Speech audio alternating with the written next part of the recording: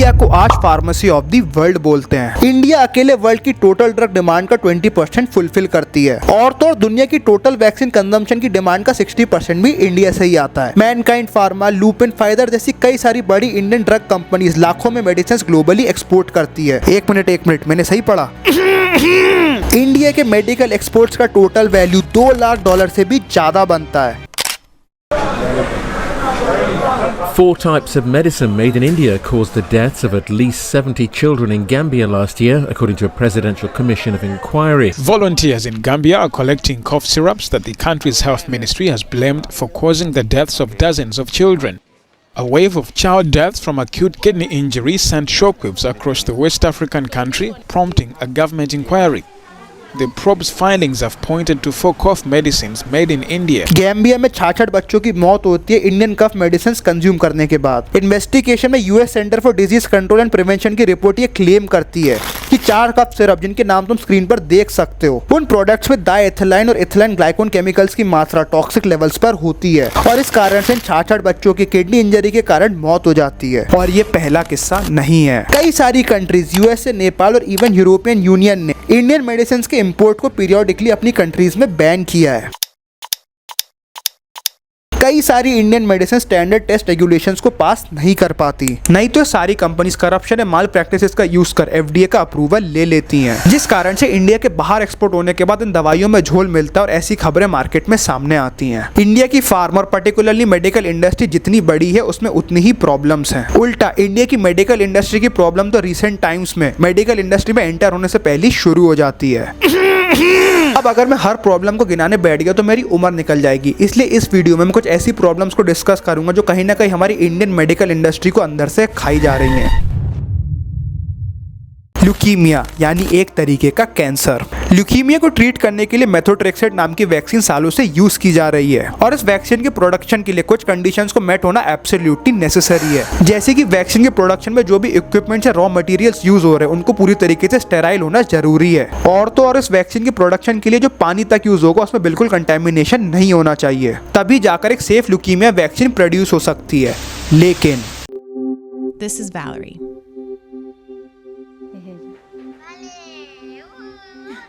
She was 5 years old when she received chemotherapy.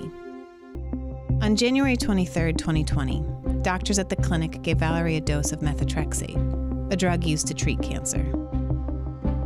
Less than 24 hours later, she was back in the hospital. Days later, she was dead.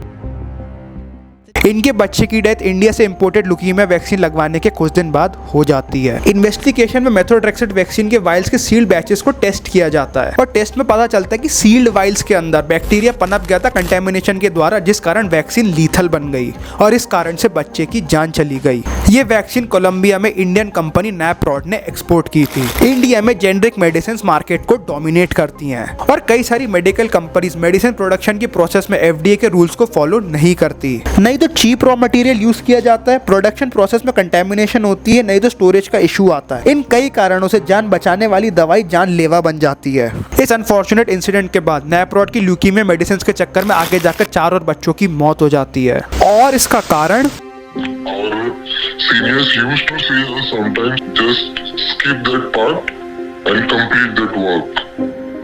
What did you think when you heard about this Pseudomonas contamination in Colombia coming from Naprod's products? It is found in the sealed vial. It is definitely coming from the company. It is not coming from anywhere else.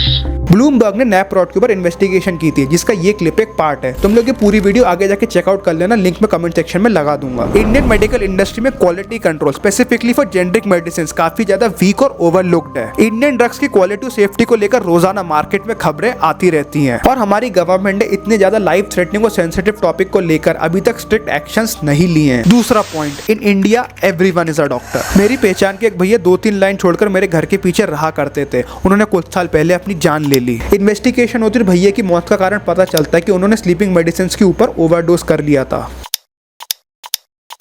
India में ऐसे कई सारे किस्से सामने आते हैं जहाँ इंसान अपनी जान को ड्रग ओवरडोज के थ्रू एंड कर देता है, और इन सारे लोगों की मौत में हमारे लोकल केमिस्ट का भी हाथ है। इंडिया के कई सारे दवाखानों में आज भी प्रिस्क्रिप्शन मेडिसिन बिना किसी प्रिस्क्रिप्शन के मिल जाती है, and this include sleeping pills. बिना डॉक्टर के प्रिस्क्रिप्शन के कोई भी केमिस्ट स्लीपिंग पिल्स नहीं बेच सकता। इवन इंडिया में तो एक और बहुत बड़ी प्रॉब्लम है, कई सारे दवाखानों के ओनर्स डॉक्टर बन चुके हैं। कई सारे केमिस्ट इंडिया में अपने हिसाब से लोगों को डायग्नोस कर दवा बता देते हैं, और ये जानलेवा है। देखो, दो टाइप की मेडिसिन होती हैं, पहली ओसीटी, दूसरा प्रिस्क्रिप्शन मेडिसिन। ओटीसी यानी ओवर द काउंटर मेडिसिन, ये वो मेडिसिन होती है जो आप लोग बिना किसी प्रिस्क्रिप्शन के केमिस्ट से खरीद सकते हो। दूसरी होती है prescription medicine. As the word suggest, ये सारी मेडिसिन बिना डॉक्टर के प्रिस्क्रिप्शन के खरीदना इंडिया में इलीगल है, और अगर कोई केमिस्ट ऐसा करता हुआ पकड़ा जाए तो उसका लाइसेंस कैंसिल हो सकता है, उसको जेल हो सकती है, और उसे फाइन तक देना पड़ता है। जो फाइन का अमाउंट और जेल टाइम है काफी ज्यादा कम है, और आज के डेट में रेगुलेटर जिनको इन सब पे निगरानी रखनी चाहिए इस पे बिल्कुल ध्यान नहीं देते, और इस चक्कर में आज की डेट में इंडिया के कई सारे दवाखाने लोगों की मौत का कारण बन चुके हैं।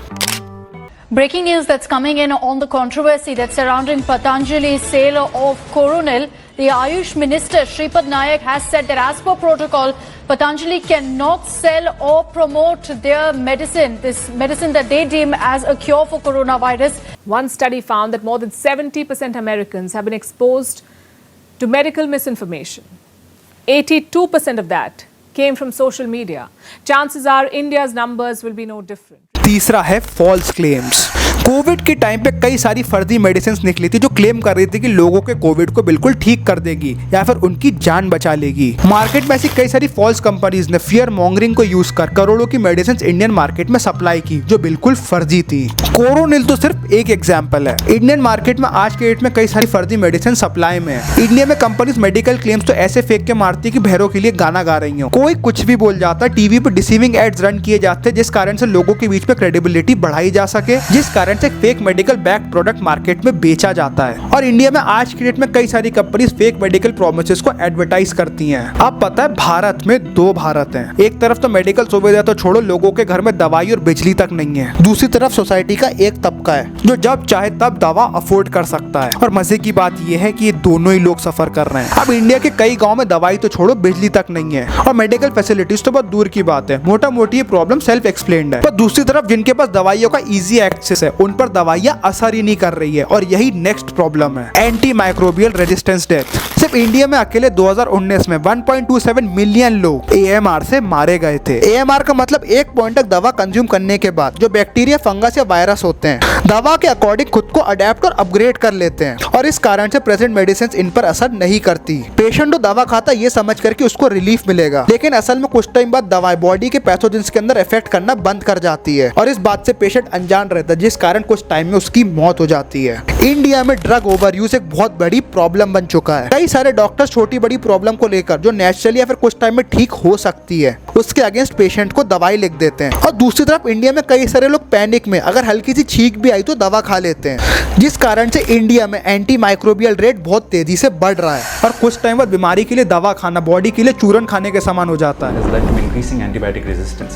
What we've seen is between the 15-year period from 2000 to 2015, we have seen an increase from 3.2 billion daily defined doses to 6.5 billion daily defined doses. That's an increase of over 100%. In addition, access to informal healthcare providers, over-the-counter use of antibiotics, not finishing the dose of antibiotics as prescribed by a doctor, are all causes that lead to. हर छोटी मोटी बात पे दवा खाना लोगों की dependency दवा के ऊपर बढ़ा देती है, और जब मेडिकल डिपेंडेंसी इंसान की बढ़ आती है तो बॉडी के अंदर के पैथोजेंस को मारने के लिए दवा के कंजम्पशन और डोजेज को और बढ़ाना पड़ता है, और इस कारण से ऑलरेडी सफरिंग इंसान को और महंगी दवाइयाँ खानी पड़ती है, जिस कारण वो इकोनॉमिकली वीक होना भी शुरू हो जाता है।